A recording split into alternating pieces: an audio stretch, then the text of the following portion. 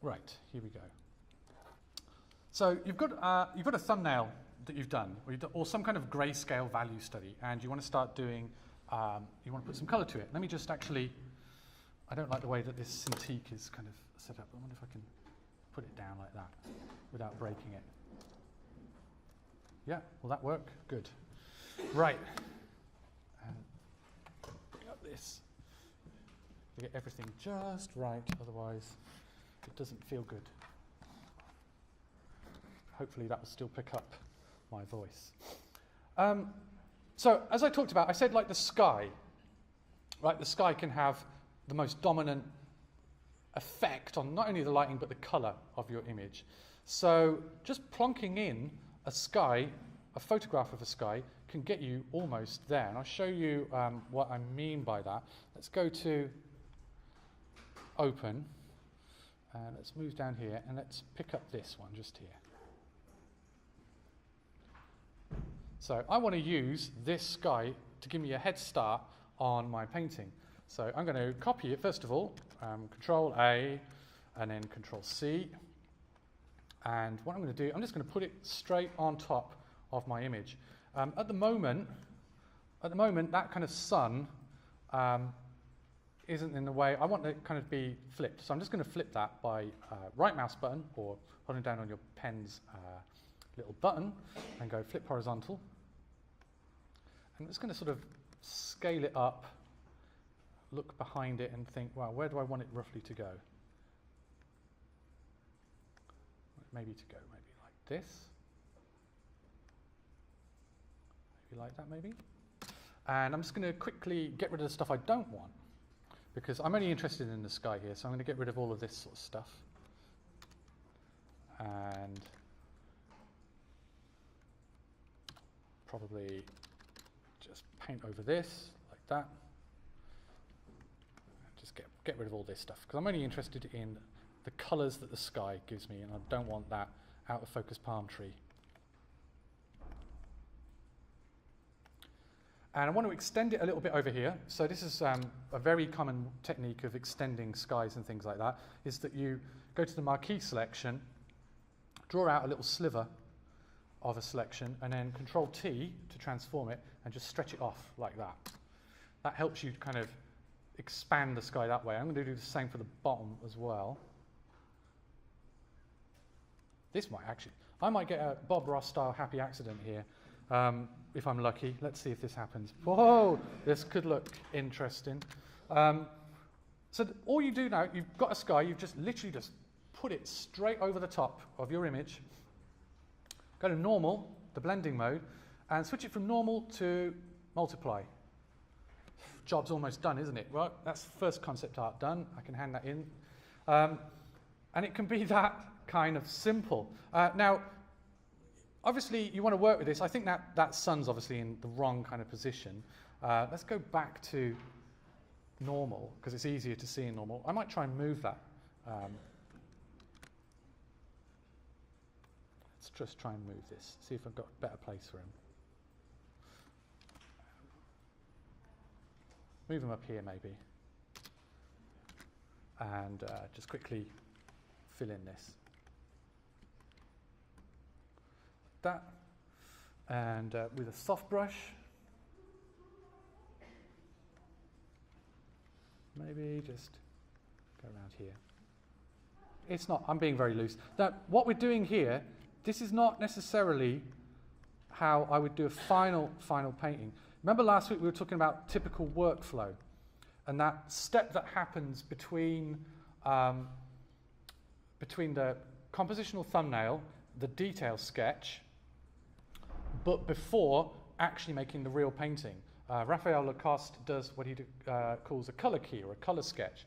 This is more of a color sketch kind of thing. This is adding the colors to your thumbnail so that it can give you an idea about what you're going to do later on in the picture.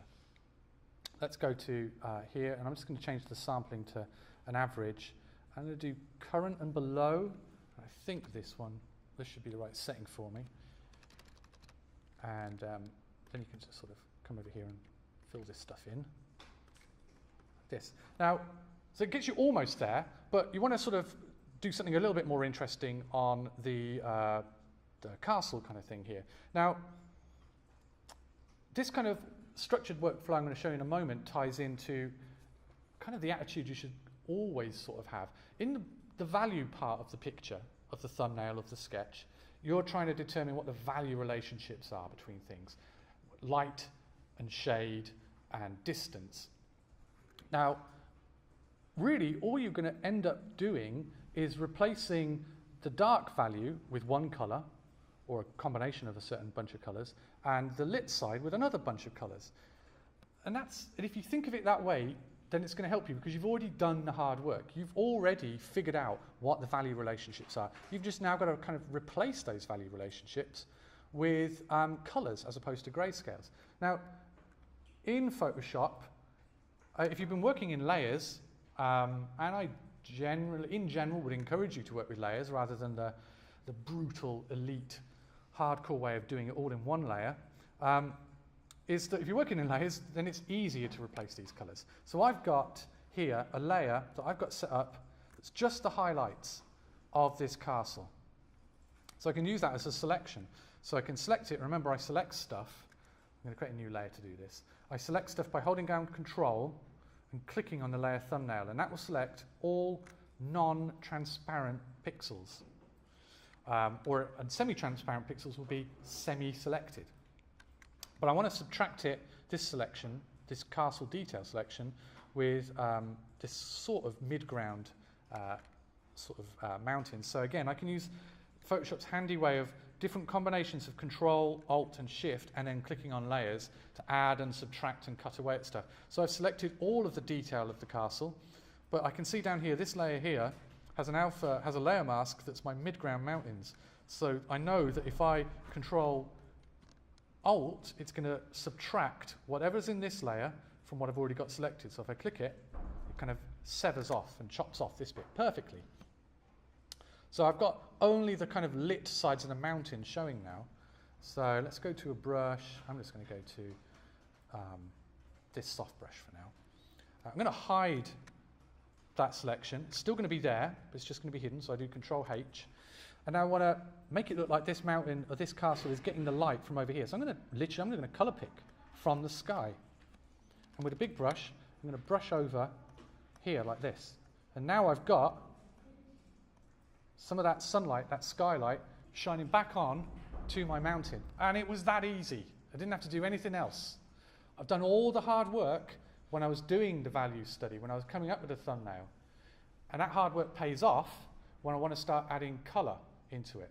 And as you can see, the colour of the lit side of the castle, I'm not thinking that castle is made of sandstone from Brittany in the north of France, and so it has that kind of colour. I'm thinking more, what's the colour of the light shining on it? That's what's more important to me to begin with. I'm more concerned about that. I can always add in some colour variation to make it look more stony, but when it's at that distance and it's in these kind of lighting conditions, that's kind of what you would expect it to sort of look like. It doesn't look out of place when you do that. So that's, and again, as I'm saying, to come up with that colour, I literally just colour picked what the colour of this part of the sky was. So by adding that sky in, I'm doing all that hard work for me. It's like that initial step that now I can run with it. Now I can look at the colours that are beginning to happen, and maybe I can now choose this and go, well, you know what? I want it a little bit more saturated. Now I can start literally coming up with my own colours. A little bit saturated, a little bit darker. I can do it down here. And I can maybe put, I can shift the hue slightly.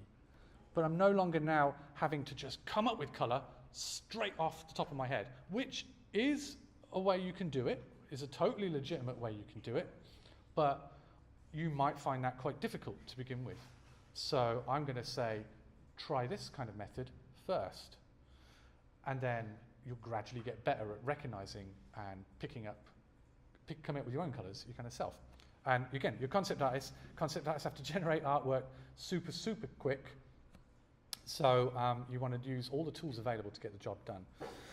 You've done the concept. This was your concept. It was the castle and the background. Coming up with the colours. Let nature help you out with that. So that's one way you can do it. You can just literally find a nice sky, put it in, set it to multiply. It doesn't always have to be multiply. Sometimes you can put overlay, whoa, for a nuclear explosion kind of happening. But remember, just because you put that photo in, it's not like you put that photo in and forget about it and never do anything else to it. As you see, putting it to multiply gives it a super bright look. Now you can further go in and play around with the levels of your original photo. Actually, it's only doing that on that selection, so I don't want that to happen. So you can further play around with the levels and the midpoints to find other kind of combinations. But use this blending mode here.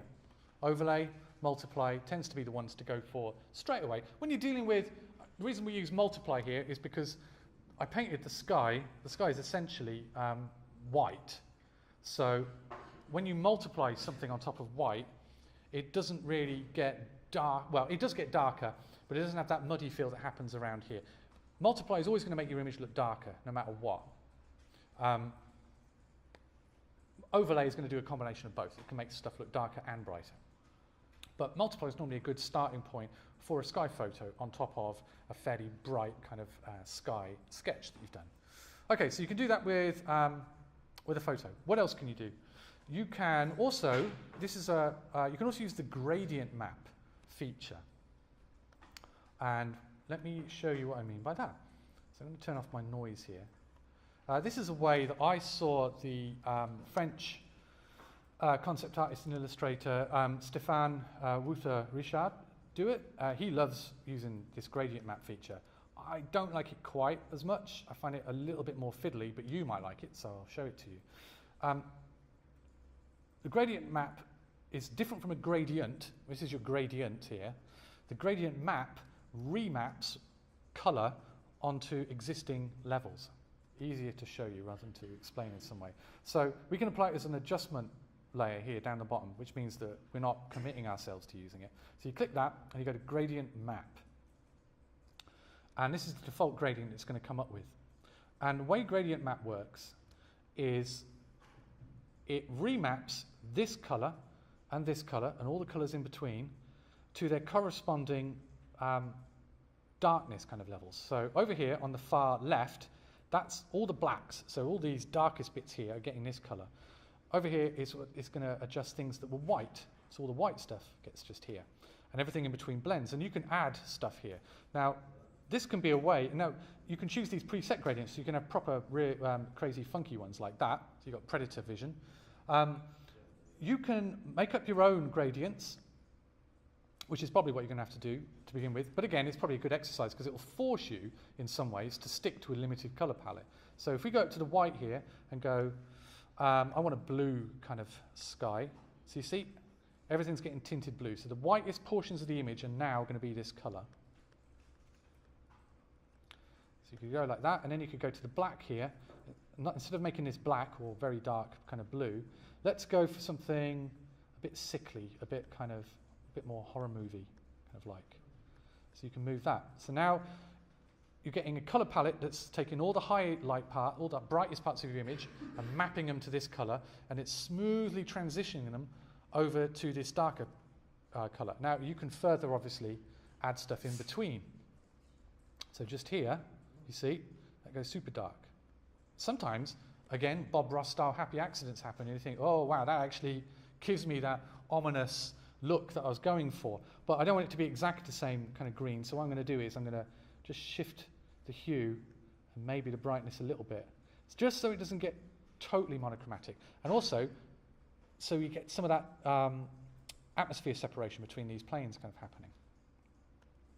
Now you can add these one on top of the other. And this is the way that Stéphane Richard likes to do it. He adds multiple ones on top of each other.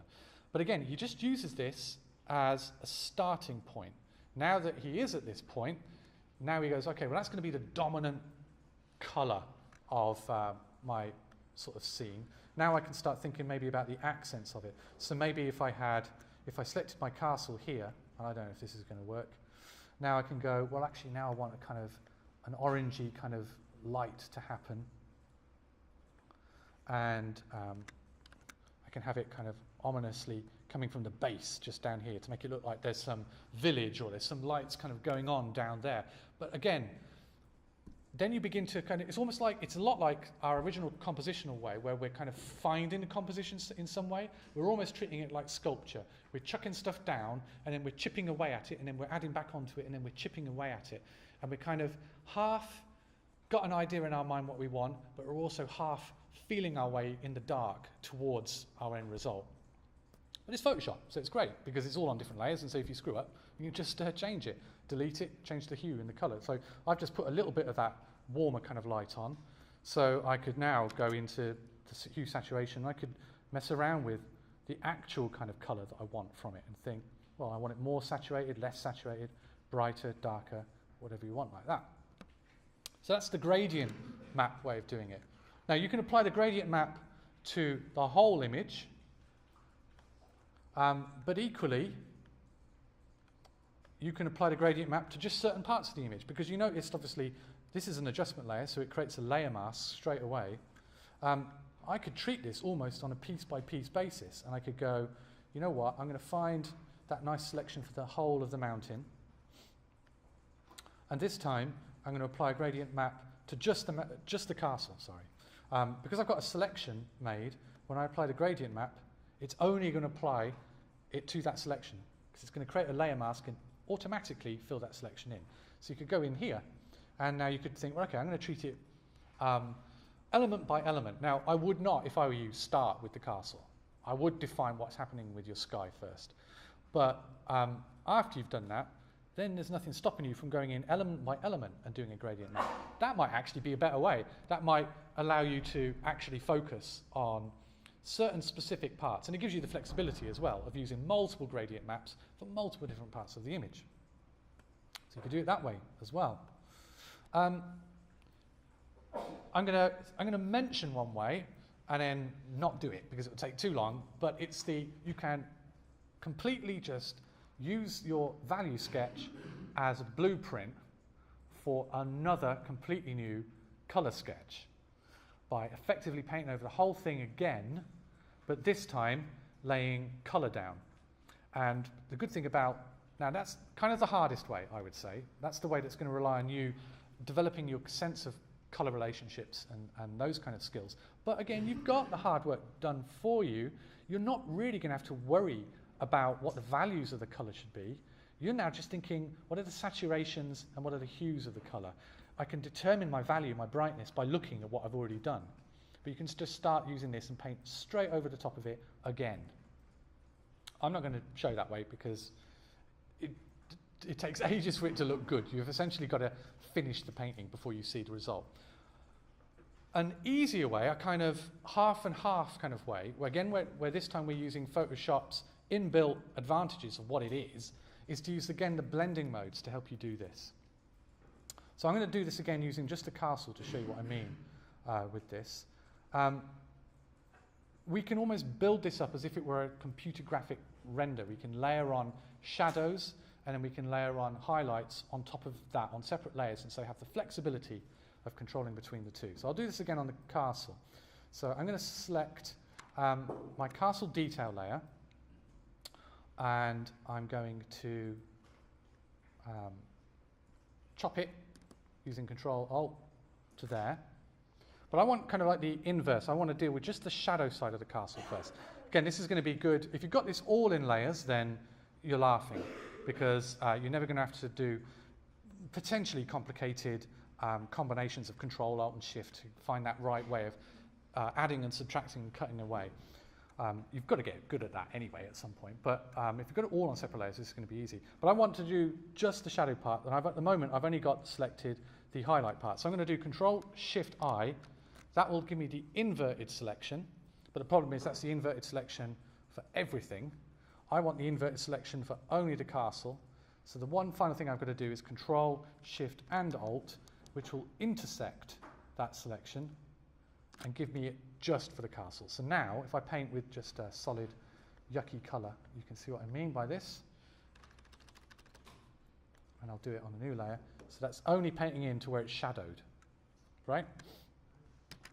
Well, what I can do on a separate layer, and I'm going to switch brushes. I'm now going to use this brush here. I think I mentioned this a little bit last week. Apologies if I didn't. This brush here is a really decent kind of shading, sculpting kind of brush. It's got a lot of opacity control, but it's got a little bit of a hard edge. So I'm going to deal with this as if I'm going to do the shadows first. So I'm going to choose what colour is good for a shadow. Normally, a blue that isn't too saturated and is kind of a bit mid-tone. But I'm going to do it on its own separate layer anyway, so if I screw up, it doesn't matter. I'm going to turn it to multiply. So this will mean that this colour will be multiplied with what it sees underneath it. So I'll still get all the value stuff happening that I've established. It's just I'm going to be adding colour and it's going to darken it. So I'm going to put Control H, so it's still there, that selection, I just can't see it. And with this set to multiply and a bluish kind of tone, I'm going to sketch in the shadowed sides. I'm going to make this brush bigger because I keep on telling you lot, be brave and have bigger brushes. I've got to be the same. So you see how this brush gives you this kind of harder top edge and it lets you trail off the intensity to it. And I can, every now and again, I can change the colour because I want colour variation to happen to stop it from looking too boring. So I'm going to put a little bit of green in there as well. So I'm getting mixtures of blues and greens going on. It's only affecting the shadowed side of the image. I'm also going to work on that idea that things, tall objects coming out of the environment tend to be a little bit darker unless they're going into clouds than the basis of the object, which tend to be sitting in a little bit of pollution and atmosphere. So you deal with your shadows like this, and then you do the opposite, kind of, for your highlights.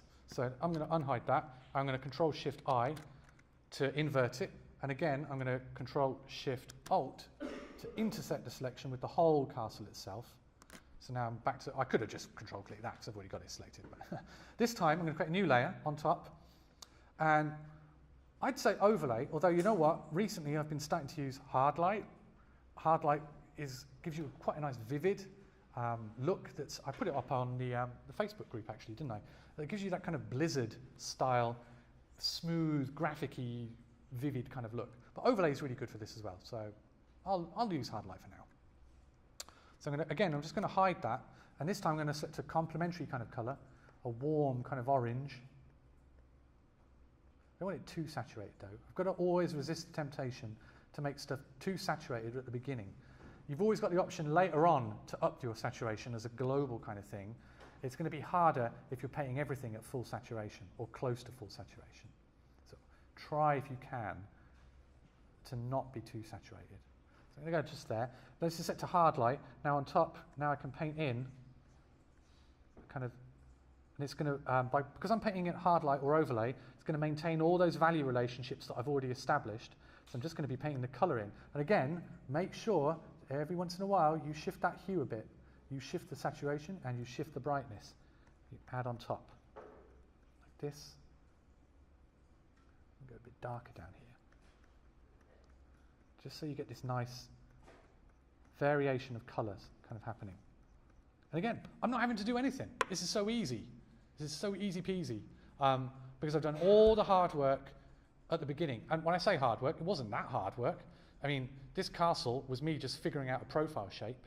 And then if you look into it, you can actually, if I zoom in, you can actually see bits of original castle in there.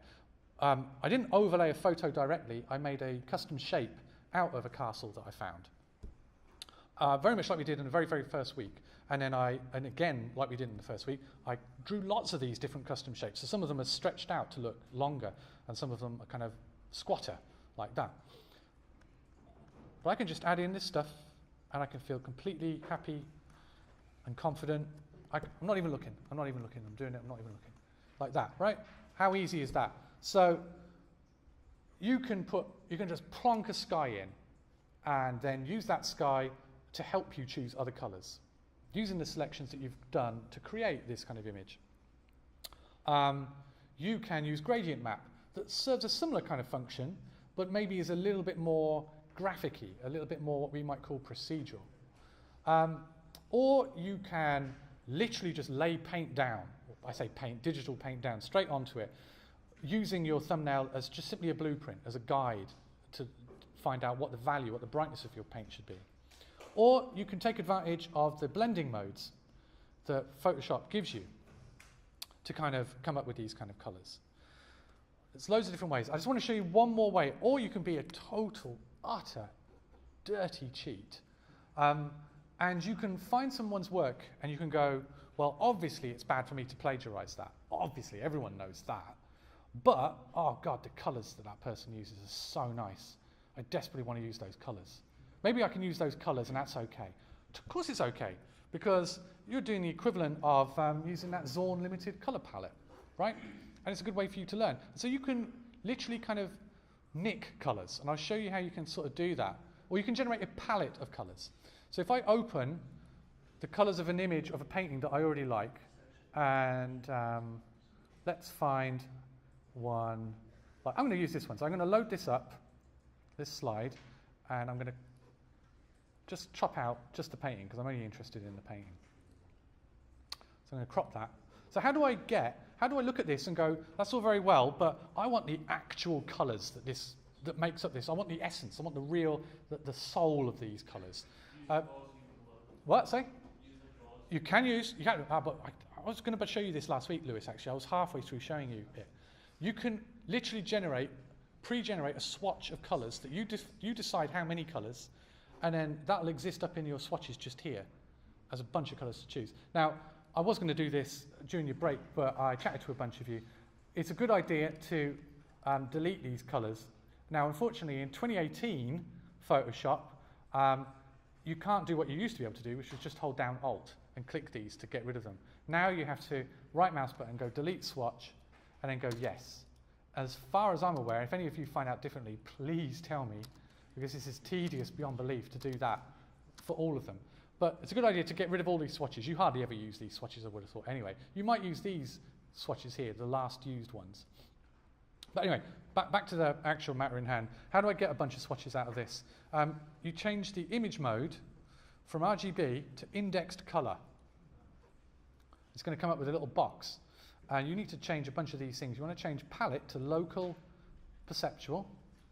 You want forced to be none. You want transparency to be off. You want that to be none as well. Now all this number is how many colors it's breaking the image down into, which is now 256 colors, which really, especially when you look at it on these projectors, you can hardly see a difference, I would have thought. And you'd be surprised at how low you can go,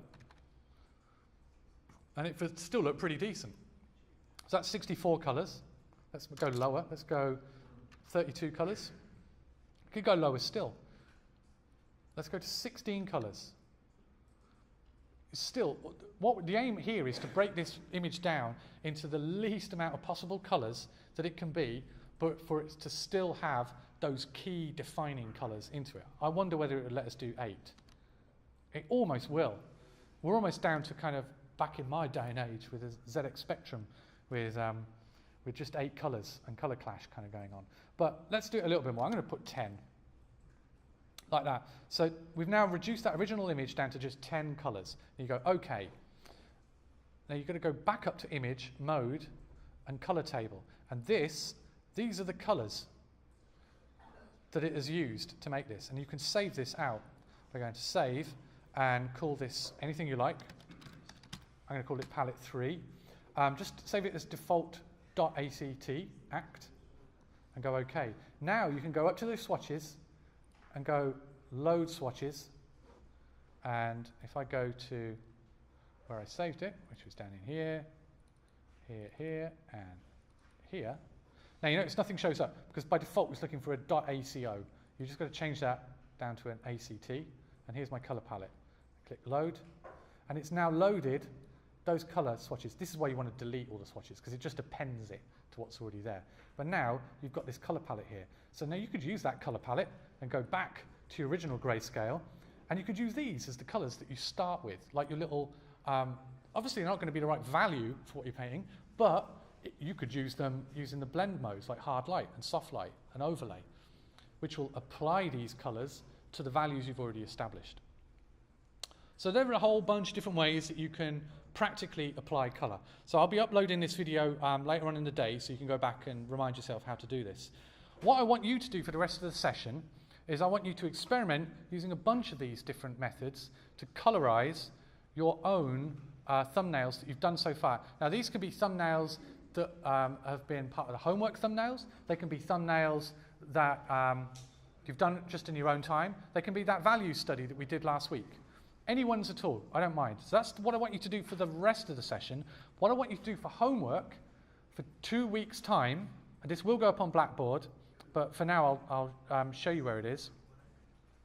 I want you to generate 6 little colour sketches that define or depict the final moments from the H.P. Lovecraft short story Dagon or Dagon.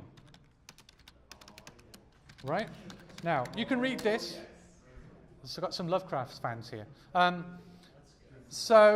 Lovecraft Archive, I'll put the, actually, you know what? I'll put the link later on, but the Lovecraft Archive has got a bunch of his writings, and it's got Dagon or Dagon on there for free. Now, some of you go, oh God, I don't want to read, I hate reading, or anything like that.